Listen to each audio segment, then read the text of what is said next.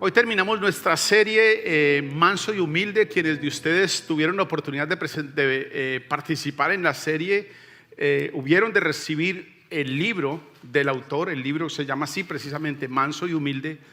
Así que si bien hoy terminamos la serie, quienes de ustedes participaron en la serie de grupos de comunidad se dieron cuenta que apenas sí medio exploramos la superficie del corazón de Dios, la superficie del corazón de Jesús. Apenas sí fuimos por encima, y la idea es precisamente causar en ustedes y en nosotros interés a ir más profundo. Me encanta cómo cantamos esta mañana, porque Él ha de convertirse en el estandarte que nos dirige en nuestro caminar. De hecho a eso Él vino, acompañarnos, y afirma que va a estar con nosotros para acompañarnos en este caminar. No sé si para ustedes sea familiar la idea del estandarte, que Él sea el estandarte que sigamos. Si alguno de ustedes ha ido a una excursión, de esas excursiones que hacen en buses, nosotros sabemos lo que es. Yo he ido a algunas, y alguna persona, el líder en la persona o el guía en esa ciudad le entrega un estandarte, una banderita. Y esa persona tiene que agitar esa banderita para que el grupo no se pierda. Porque cuando usted está en plazas grandes, en ciudades grandes donde hay miles, decenas de miles, a veces cientos de miles de turistas, es muy fácil que un grupo de 30 turistas se embolate. Entonces lo que hace el guía es que le entrega a alguien de buena estatura una banderita de un color específico. Y esa persona tiene la responsabilidad de levantarla para que los demás vean esa banderita y se dirijan a ese punto de encuentro o sigan esa banderita. Esa ha de ser nuestra esperanza con Cristo Jesús, porque aquí en esta tierra es muy fácil perdernos. Hay muchas opciones muy buenas, se ven muy atractivas, se ven muy apetecibles. Lo único que no nos dicen esas opciones es el daño que nos van a causar y que nos están perdiendo, nos están embolatando. Y se los digo por experiencia, en un lugar de esos es muy fácil perderse. Todo lo que usted tiene que hacer es abrir un poquito su boca, a ver un cuadro bonito, y se le perdió el grupo. Y si el que lleva el estandarte no lo lleva bien, imagínese usted perdido en la plaza de San Pedro, donde hay no sé cuántas personas, sin hablar italiano y sin saber dónde parquearon el bus. Así que miremos a Cristo, porque si no, esta vida se va a convertir en algo muy atractivo para nosotros. Que Él se convierta en nuestro estandarte. Esta mañana el título que hemos dado al sermón es un amor que nunca falla, un amor que nunca se agota, un amor que nunca termina. Y quiero que me acompañen a leer un pasaje. Quiero que leamos este pasaje con algunos paréntesis breves que voy a hacer. Está en Juan capítulo 13, versículos 1 hasta el 10. Y quiero que ustedes, o más bien que nosotros esta mañana, veamos el corazón de Jesús. Veamos lo que Él está haciendo, a quienes lo está haciendo. Considere, si usted quiere, el por qué lo está haciendo, porque además Él lo menciona allí. Dice la Escritura, Juan capítulo 13, versículos 1 al 10. Se acercaba la fiesta de la Pascua. Jesús sabía que había llegado la hora de abandonar este mundo para volver al Padre. Era una muerte cruel a la que Él se iba a enfrentar, pero era una decisión voluntaria. Ustedes y yo no tenemos ni idea cuándo nos vamos a morir. Jesús sabía que se acercaba la hora para ir al Padre. Ahora, la hora para ir al Padre de Jesús no era una muerte tranquila, sino era una muerte horrenda. Y Jesús estaba yendo de manera voluntaria. Y dice la Escritura, y habiendo amado a los suyos que estaban en el mundo. Me encanta como lo menciona la Escritura, porque nos muestra un amor en acción, un amor en movimiento. Habiéndolos amado, estando con ellos. Vamos a hablar más adelante qué significa eso. Dice, los amó hasta el fin. Es un amor que continúa, es un amor que no se detiene. No es que en la cruz se acabó el asunto, este amor continúa, y por eso hemos puesto el título esta mañana del sermón, un amor que nunca se agota, que a propósito está basado en el capítulo 22 del libro Manso y Humilde que estamos leyendo. No dejen de leer los otros capítulos, vale la pena, léanlos. Versículo 2. Llegó la hora de la cena, el diablo ya había incitado a Judas Iscariote, hijo de Simón, para que traicionara a Jesús. Entonces todas nuestras miradas se dirigen hacia Judas, pero acuérdense que Pedro también lo negaría. Y Jesús lo sabía. Acuérdense que los demás lo abandonarían, y Jesús lo sabía. Dice, sabía Jesús que el Padre había puesto todas las cosas bajo su dominio y que había salido de Dios y a Él volvía.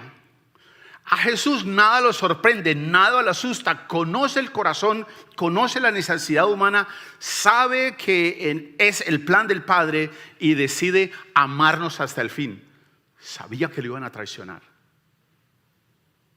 Versículo 4, así que se levantó de la mesa, se quitó el manto y se ató una toalla a la cintura. Luego echó agua en un recipiente y comenzó a lavarle los pies a sus discípulos y a secárselos con la toalla que llevaba a la cintura. Esa acción era una expresión de un amor profundo por el visitante. Era una expresión de hospitalidad, de muchísimo gusto que hayas llegado. Me da tanta alegría que hayas llegado. Pero esa actividad de lavar los pies era una actividad reservada, era una tarea específica para los esclavos menos útiles. Aquellos que en el grupo decían, Pedro haga tal cosa, fulano haga tal otra, pero es que este no sirve para nada. Pues entonces que este le lave los pies a la gente que llega. Además que era una actividad denigrante, era una actividad cochina. Recuerden que allí no usaban zapatos cerrados como los que tenemos usted y yo, eran sandalias y llegaban con polvo y a veces con alguno de estos que sueltan los animales en el camino. Entonces no era la mejor actividad para el sirviente al que se le asignaba este tipo de tarea. Y los discípulos sabían cómo tenían los pies, pero Jesús sabía cómo los tenían ellos. Versículo 6. Cuando llegó a Simón Pedro, le dijo, ¿y tú, Señor, me vas a lavar los pies a mí? Me parece casi que ver a Jesús decirle, cálmate, no seas impetuoso. Versículo 7, ahora no entiendes lo que estoy haciendo, le respondió Jesús, pero lo entenderás más tarde. No, protestó Pedro, jamás me lavarás los pies. Más o menos por dentro Pedro está diciendo, no tienes por qué humillarte de esta manera, tú eres el Mesías, tú eres un hombre con mucha importancia, esa no es tarea tuya, deja que lo hagan otros. Jesús le dice, si no te los lavo, no tendrás parte conmigo. Más o menos le está diciendo, solo yo puedo limpiarte. Entonces, Señor, no solo los pies, sino también las manos y la cabeza. Me parece ver a Jesús diciendo, bueno, no abuses, ya sabes de lo que estoy hablando, no seas chistoso. Le dice, el que ya se ha bañado no necesita lavarse más que los pies. Le contestó Jesús, pues ya todo su cuerpo está limpio. Y miren lo que dice tan importante acá. Si usted tiene su Biblia, subráyelo. Y ustedes ya están limpios, aunque no todos. Jesús sabía quién lo iba a traicionar y por eso dijo que no todos estaban limpios. Lo de los pies era un simple simbolismo de la verdadera limpieza que Él nos da. Versículo 12, cuando terminó de lavarle los pies, se puso el manto y se volvió a su lugar. Entonces les dijo, ¿entienden lo que he hecho con ustedes? Ustedes me llaman maestro y señor, y en las dos la escritura nos los pone con mayúscula para llamar nuestra atención que está refiriéndose a Jesús el Mesías. Y dicen bien por qué lo soy. Versículo 14. Pues si yo, el Señor y el Maestro, les he lavado los pies a ustedes, también ustedes deben lavarse los pies los unos a los otros. Les he puesto ejemplo para que hagan lo mismo que yo he hecho con ustedes. Sírvanse, ámense, no se insulten entre ustedes, límpiense, perdónense los unos a los otros.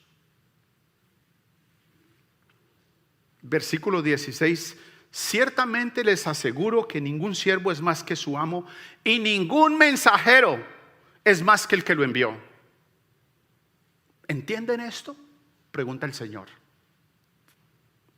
Dichosos serán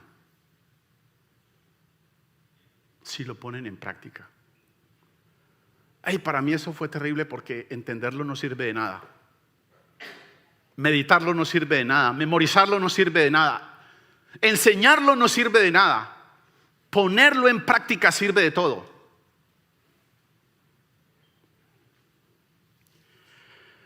En Lucas, en el capítulo 9, hay una expresión interesante y yo quiero invitarlos a que me acompañen, que me llama mucho la atención. Quiero decirles por qué. Lucas capítulo 9, versículos 51 al 53. Como se acercaba el tiempo en que fuera llevado al cielo Jesús, se hizo el firme propósito de ir a Jerusalén. En otra versión dice, puso su rostro como para ir a Jerusalén. Envió por delante mensajeros que entraron en un pueblo samaritano para prepararle alojamiento, pero allí la gente no quiso recibirlo, pues se dirigía a Jerusalén. Y me llama mucho la atención esto de que era tan obvio, era tan evidente incluso para los que lo veían, que él iba para Jerusalén, que ni siquiera lo reciben en ese lugar. Y hay otras razones políticas y demás que podíamos mencionar, pero no quiero que nos distraigamos en eso, sino que ¿qué significaba eso? ¿Qué quería decir eso de que él se había hecho el propósito, de que había mudado su rostro como para ir a Jerusalén? Bueno, Jesús estaba haciendo no solo su voluntad, sino la voluntad del Padre. Rendiría su vida como pago por el pecado de la humanidad. A eso iba él. Dice el versículo que acabamos de leer en Juan capítulo 13 que él sabía perfectamente a lo que iba. Pero no solo él sabía, sino que él se lo había hecho a sus discípulos, se lo había dicho a sus discípulos. Acompáñenme por favor. Mateo capítulo 20, versículos 18 y 19. Dice así la escritura: ahora vamos rumbo a Jerusalén y el Hijo del Hombre será entregado a los jefes de los sacerdotes y a los maestros de la ley. Ellos lo condenarán a muerte y lo entregarán a los gentiles para que se burlen de él. ¿Saben ustedes que los seres humanos estamos dispuestos a soportar casi cualquier cosa menos la burla? Y hay algunos de nosotros que hemos aprendido eso. Entonces hemos aprendido a burlarnos de los demás. Porque por alguna razón ustedes y yo dentro de nosotros sabemos que la herida más profunda que podemos causarle a alguien es burlarnos de su estatura, de su pelo o poco pelo, de su preparación o poca preparación, de su apellido o falta de apellido.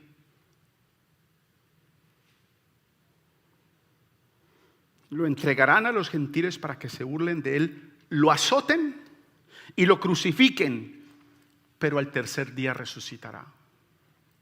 Jesús sabía claramente a qué se dirigiría. Jesús tenía claro que él rendiría su vida como pago por el pecado de la humanidad. En Getsemaní dice: mi alma está angustiada hasta la muerte. Jesús no estaba yendo a ningunas vacaciones. Él sabía lo que estaba haciendo y decidió hacerlo. Era el momento final de su vida en la tierra. Podía haber renunciado a este horrendo sufrimiento. Imploró al Padre por fortaleza y a causa del gozo puesto de él, nos dice la Escritura, decidió amarnos hasta lo sumo. No ha habido, no hay ni habrá ninguna reserva de su amor por nosotros. No piense usted por ninguna razón, de ninguna manera, por nada que esté pasando en su vida, que el amor de Dios se ha ausentado de usted. el que no escatimó a su propio Hijo, ¿cómo no nos dará también con Él todas las cosas? Dice la Escritura, no hay reserva. Su amor por los pecadores no tiene ni pone las barreras y los límites que nosotros ponemos en nuestras relaciones. Pregunta para ustedes, y seamos honestos. ¿Qué haría usted cuando, no que alguien le haya dicho, no que alguien le haya contado, no que le hayan traído un chisme, no, cuando usted sepa a ciencia cierta que alguien lo va a vender a usted en cualquier asunto de su vida, que alguien lo va a traicionar? Otra vez, no que alguien se lo contó, se lo imagina, sino que alguien le asegura a usted que hay una persona que lo va a traicionar a usted y que ya recibió plata por esa traición. ¿Qué haría usted? Jesús sabía. ¿Sabe qué hacen hoy en día? Les mandan los de la moto.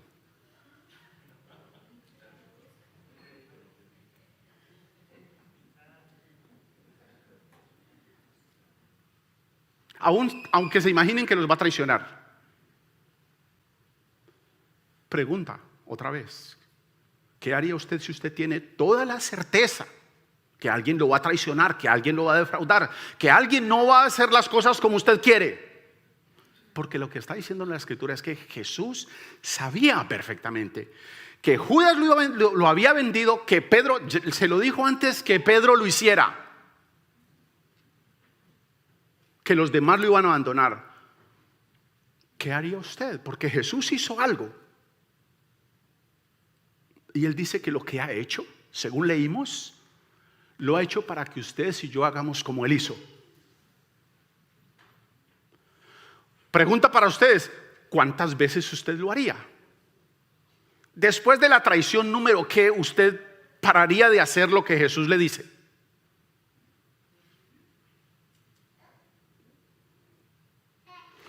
Fue el poder, fue la dirección, fue la fortaleza del Espíritu Santo, fue la compañía del Padre en su viaje a la cruz lo que sostuvo a Cristo Jesús para, según nos dice la Escritura, amarnos hasta lo sumo. No fue ninguna otra cosa, porque Él sabía quién es Hamid y cuántas veces Hamid lo va a traicionar.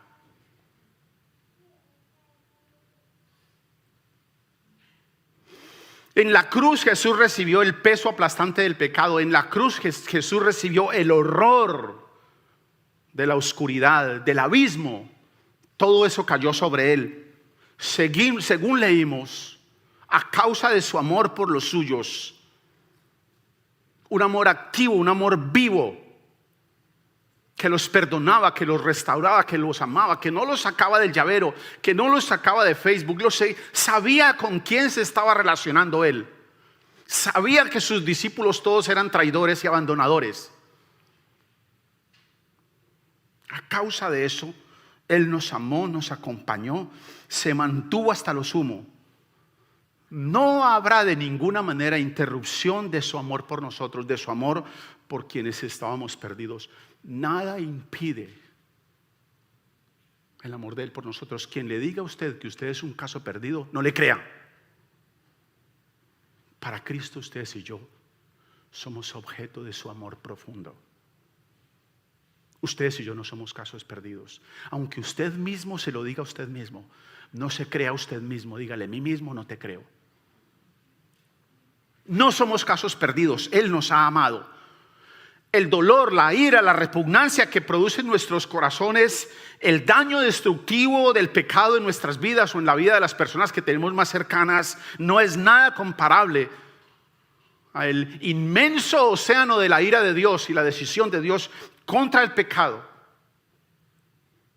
Lo que ustedes y yo sintamos contra el pecado es insignificante comparado con el peso que el pecado produce en el corazón de Jesús y la decisión que Él ha tomado. Seamos honestos. Alguien peca contra nosotros y nosotros ponemos en el libro, lleva una,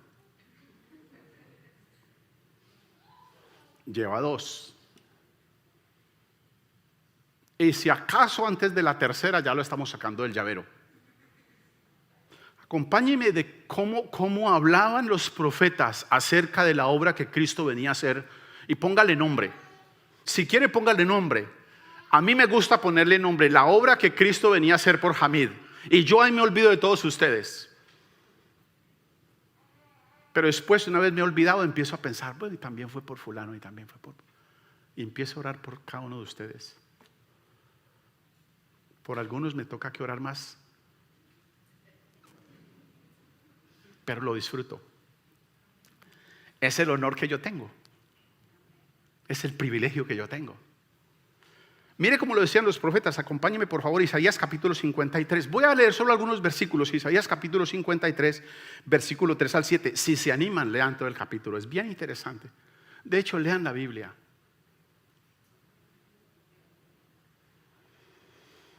Dice: despreciado y rechazado por los hombres, varón de dolores, hecho para el sufrimiento. Todos evitaban mirarlo, fue despreciado y no lo estimamos. Ciertamente Él cargó con nuestras enfermedades y soportó nuestros dolores, pero nosotros lo consideramos herido, golpeado por Dios y humillado.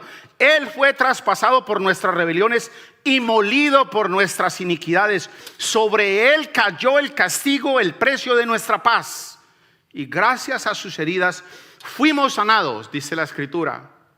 Todos andábamos perdidos como ovejas, cada uno seguía su propio camino. Pero el Señor hizo recaer sobre Él la iniquidad de todos nosotros. Maltratado y humillado, ni siquiera abrió su boca. Como cordero fue llevado al matadero, como oveja enmudeció ante sus trasquiladores. Y ni siquiera abrió su boca. Y mire lo que dicen los versículos 10 en adelante. Pero el Señor quiso quebrantarlo y hacerlo sufrir. Y como Él, escuchen esto, como Él ofreció su vida en expiación, subraye eso si puede, porque eso tiene un significado profundo. Verá su descendencia y prolongará sus días y llevará a cabo la voluntad del Señor. Después de su sufrimiento verá la luz y quedará satisfecho por su conocimiento. Mi siervo justo justificará a muchos y cargará con las iniquidades de ellos. La Escritura es poderosísima diciéndonos la intención de Él, mostrándonos el corazón de Él y ayudándonos a vernos a nosotros. ¿Saben cómo se llama eso que los profetas, casi todos los profetas nos dicen? ¿Cuál es el término que hemos usado como para que nosotros lo comprendamos? Lo han llamado el gran intercambio. Y se usa para eso una palabra técnica que ustedes van a escuchar en algunos púlpitos: propiciación, que uno queda como, ¿qué será eso de propiciación? ¿Será un jugo? ¿Cómo se tomará eso? Es una palabra técnica que usan los estudiantes de la Escritura para decirnos que Jesús decidió venir a sufrir por nosotros y a no dejar que el peso de nuestro pecado nos destruyera y nos aplastara. Ahora, ¿cuál es el beneficio de todo esto? ¿Qué sentido tiene? Bien, en la cruz todo el peso de la ira de Dios cayó sobre Jesús para que ustedes y yo no fuéramos aplastados, para que ustedes y yo no fuéramos destruidos. Y mediante ese sacrificio de Él en la cruz nos ofrece para todos nosotros restauración. Todo el que en mí cree, dice la Escritura, ha pasado de muerte a vida. Nos ofrece además nueva vida. Una vez Él lo ha llamado a usted, Él nos dice a nosotros: yo estaré con usted. Cuente conmigo. Ok, yo sé que tienes un asunto para resolver con tu esposa. Vamos. Yo voy contigo. Y uno se va y se olvida de que Jesús está ahí y enciende la esposa a todo tipo de sandeces que salen por la boca de uno. Él está ahí. O viceversa. La esposa hace lo mismo. O el hijo lo hace, o yo contra mi hijo, o contra mi jefe, o el jefe contra los empleados. Él nos ha dicho que Él está con nosotros. Él no solo nos restaura y nos da vida, pero además nos da una nueva vida, un nuevo propósito, una forma de vivir la vida, una forma de relacionarnos. Y nos dice, yo estaré con ustedes. No vayan a pensar que cuando ustedes y yo empezamos a hacer esos dramas en la casa, Él se tapa los oídos y se va. Él se queda ahí acompañándonos, amándonos, pasándonos la mano por la espalda para que nos calmemos. Veamos lo interactual a Él con Pedro. No le dijo nada a Pedro, no le dijo presumido, arrogante, váyase de aquí que usted no sirve para nada. Se quedó con Pedro, se quedó con Judas. Los amó hasta lo sumo. En ese sacrificio horrendo que empezaremos a celebrar la próxima semana, o que recordaremos la próxima semana, ustedes y yo hemos recibido restauración, ustedes y yo hemos recibido nueva vida, ustedes y yo hemos recibido vida eterna.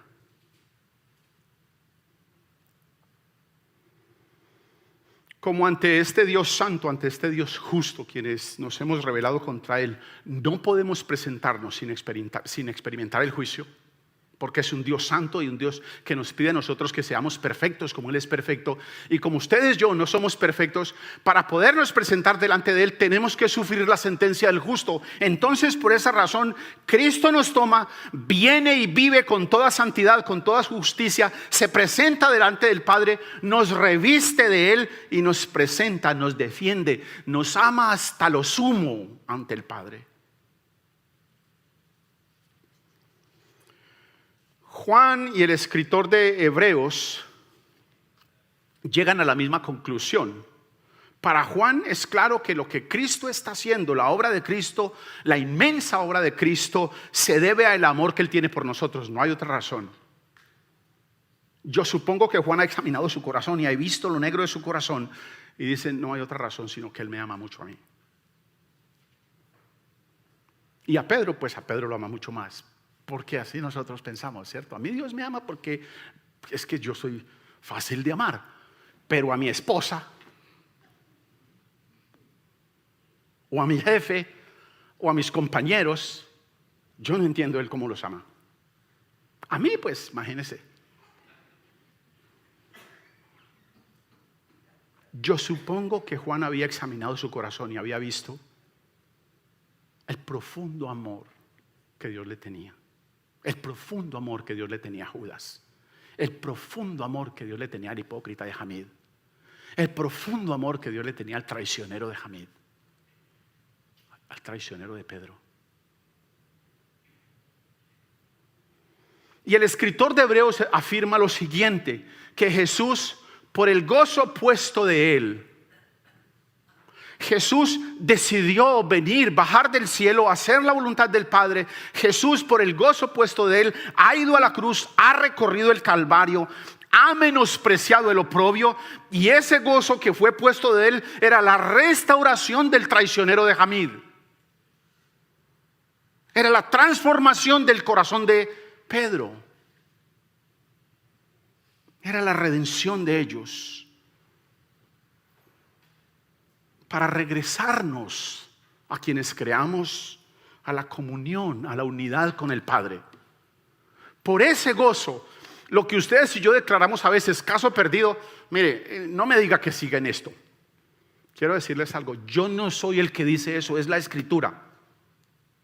Mi tarea a lo que Dios me ha puesto acá es a decirle a usted lo que Dios dice. Primero aplicarlo en mi vida. A decirle a usted que hay un poder que podemos hacer eso que Dios nos pide. Que si usted se declara incapaz, es cierto, usted y yo no somos capaces. Por eso la Escritura nos ha dicho que tenemos al Espíritu Santo para hacerlo. Dios nos lo ha dado. No solo nos dice qué hacer, pero además nos da el poder para hacerlo.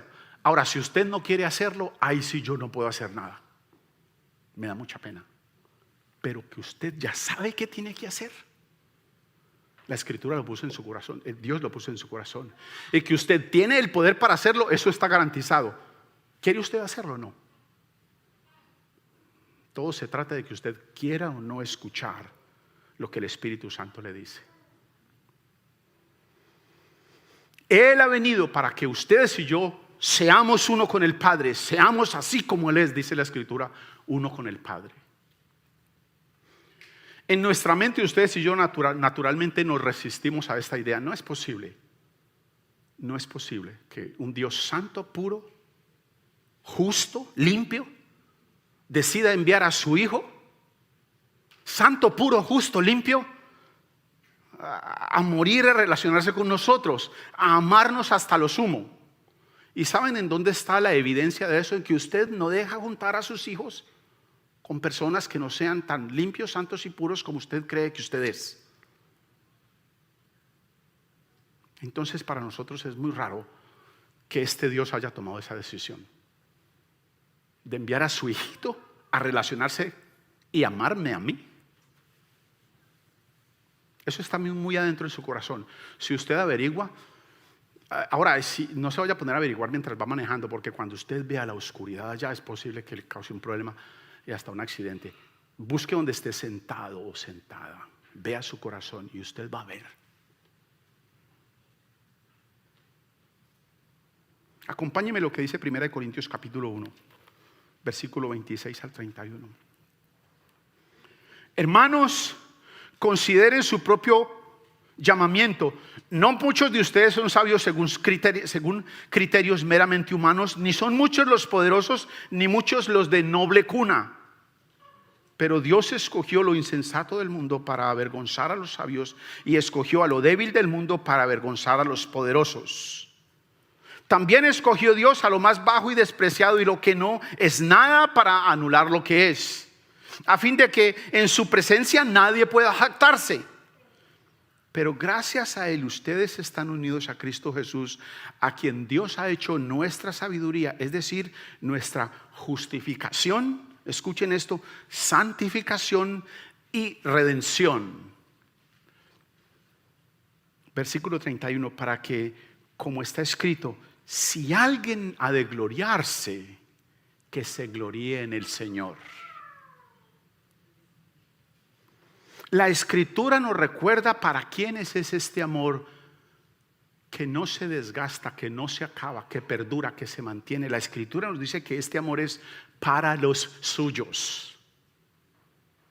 El apóstol Juan mismo dice: a los suyos vino y los suyos no le recibieron. Mas a todos los que le recibieron, a los que creen en su nombre, les dio la potestad, el derecho, la garantía de ser hijos de Dios. Su amor está dirigido a los suyos. Ahora la pregunta para usted debiera ser: ¿y cómo sé yo que yo soy uno de los suyos? ¿Cómo puedo yo tener la garantía de que yo le pertenezco a Él? ¿Quiénes son los suyos? La Escritura nos responde, dice que los suyos, los que le pertenecen a Él, oyen su voz y los siguen. Ahora, no, por favor, no se vaya a quedar esta noche con el oído así. A ver si oye algo, no va a oír nada. Lea la Escritura. Esta es la palabra de Él. Esta es la santa palabra de Él. Aquí está lo que Él quiere para nosotros. Y sígalo. Y si Él le dice que hay que perdonar hasta 70 veces 7, hágalo. Él se lo dice a usted por una razón. Yo sé que usted tiene muy buenas razones para decir: no, ya llevamos 42. Aquí paro. Los suyos oyen su voz y lo siguen, de manera que mi respuesta, mi actitud a su voz, a sus promesas, a sus pactos, a sus estructuras para las situaciones de mi vida, para las relaciones en las que Él me ha puesto, determinan, me dicen a mí si le pertenezco a Él o no.